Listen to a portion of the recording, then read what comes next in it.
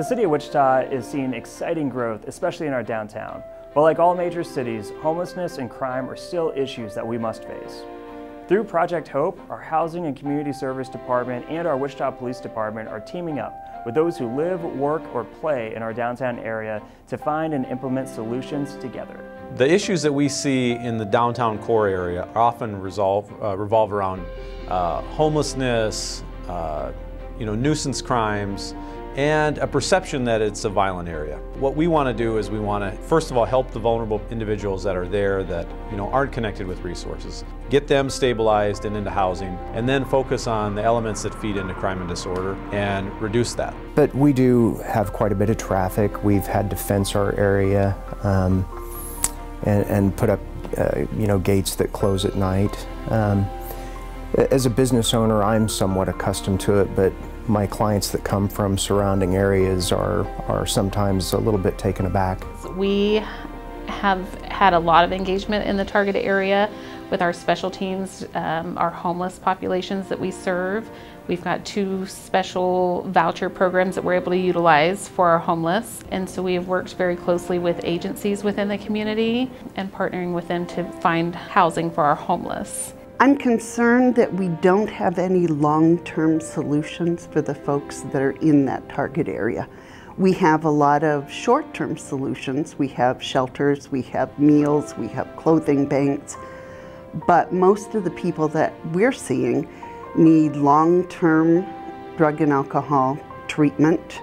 They need mental health services. So using the data and with our research partner Newman University, we're hoping to be able to prove that if you put resources towards ending homelessness, we're going to see a correlation to reducing crime in the area, improving quality of life for all residents.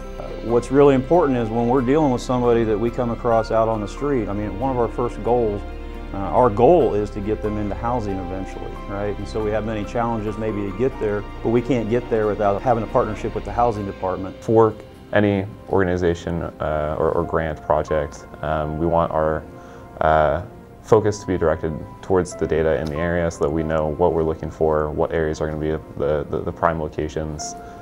We can make sure that we're not wasting our resources on a spot that's not important. For the community-driven aspect, it's the people that are in the area are going to know more about it. The more that we can get information from them, the more we can direct our resources easily.